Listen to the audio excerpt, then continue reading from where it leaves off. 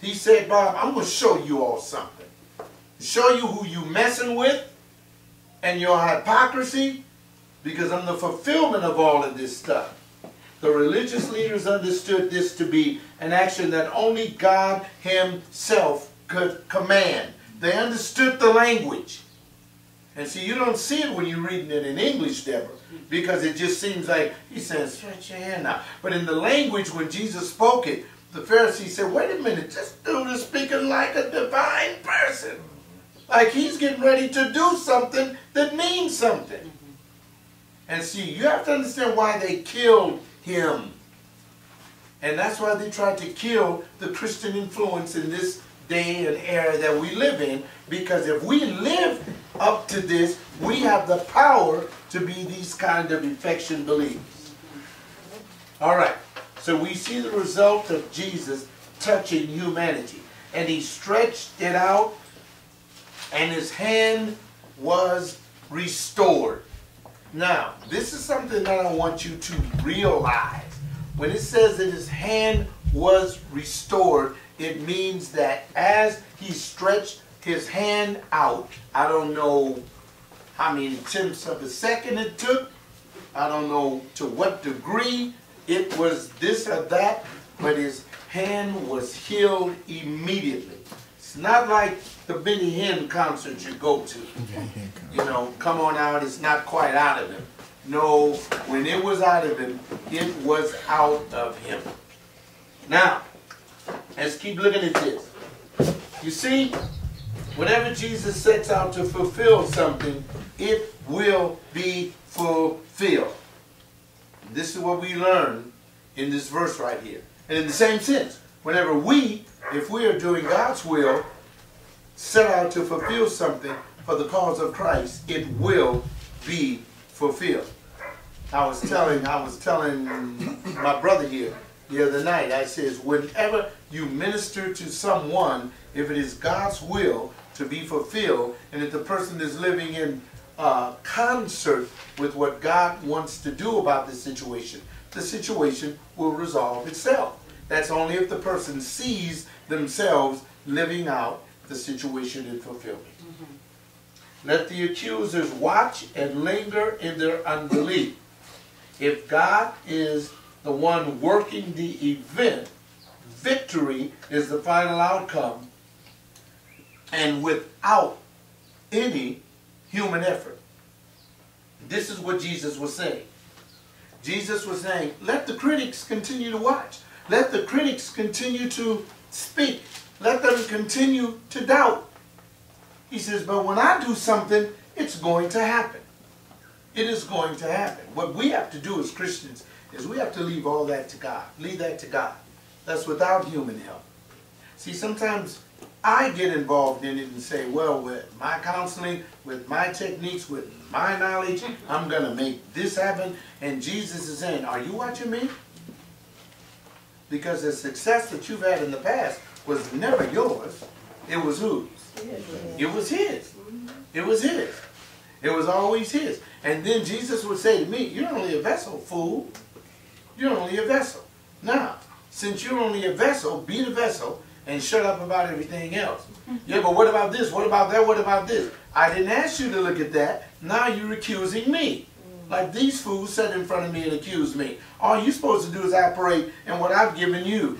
That you are the clay. I made you. And you're going to be and do what I told you to do. Do that. That's a hard thing for us humans to do, because we like to think we're in charge, don't we? Yeah, we like to think that we're in charge. Now let's move on down to the next point. The next point says, in order to touch humanity, Satan had to empower his disciples. Now, Jesus heals the man. You'd expect a praise party to happen, wouldn't you?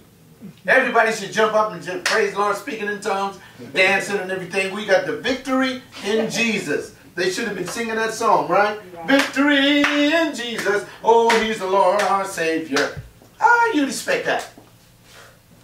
But just like in the church today, just like in the world today, whenever God is going to do something, the real reaction comes forward in verse 6. And the Pharisee went out. In other words, they left church. Yeah. They left the building. Yeah. They couldn't talk about it in the building. We got to go outside. Come on, we going outside. Why? Oh, no, no, no. This is Negro. What? Oh, no, we getting out. Come on, man. Now, wait a minute. Look what happened. Immediately, look. They went out and immediately began taking counsel with the Herodians against him. The Herodians was the enemy of the state.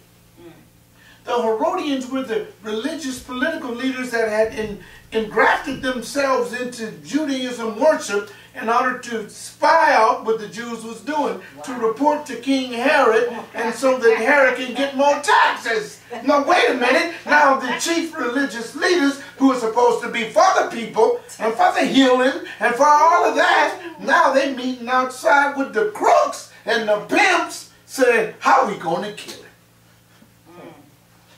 What you think they'd do to you if they did it to him?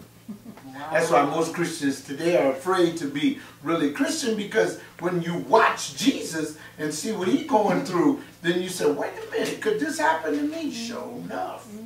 Now look at this, look at this. This is so beautiful. We see the strangest illustration found in the whole of Scriptures. What do we see in this verse?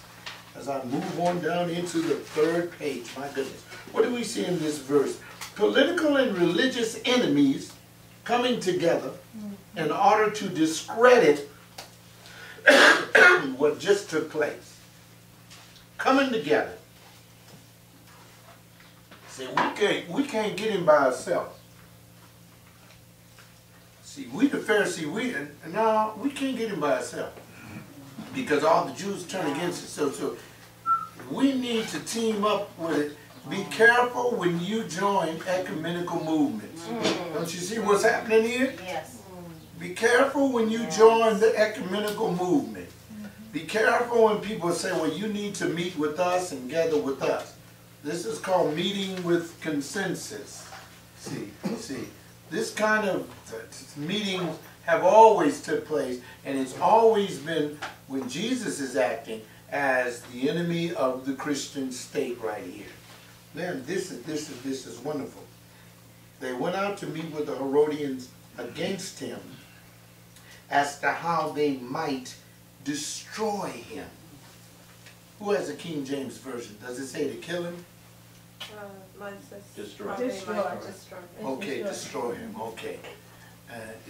Because the rendering in the, all right, it's a good rendering, because kill is just killing, but destroy is quite different. Destroy means influence. Yeah. Right. Yeah. Destroy is Right. capture. We've got to erase, destroy, discredit, lie. Just, come on, man, what can we do? He made us look bad in there. He asked us a question that we refused to answer, because if we answered it, then he would say, so why aren't you rejoicing when I do this deed? See what I mean? See what I mean? Because if they had said it's good to do good, Garland, then the praise party should have happened when he healed the man with the hand. But since they didn't answer, and he knew that they were totally debauched, he said to the man, get up here. Hold that hand out. And I can see him looking at him. Hold that hand out. Pow! It happened right there. And then he's looking at him. And they immediately get up and walk out. Yeah. Have you ever seen people in the church saying just get up and walk out and meet in the lobby? Have you heard how they meet in the lobby? And they all start meeting in the lobby because... Or the parking lot. Or the parking lot. And they meeting and they just whispering all behind the building and all...